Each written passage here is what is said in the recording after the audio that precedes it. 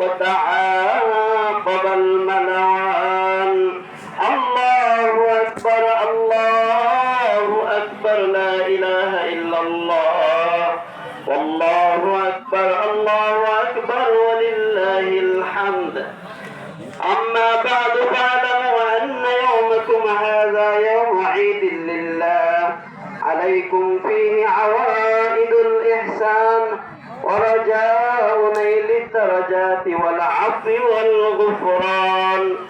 وقد قال رسول الله صلى الله عليه وسلم إن لكل قوم عيدا وهذا عيدنا.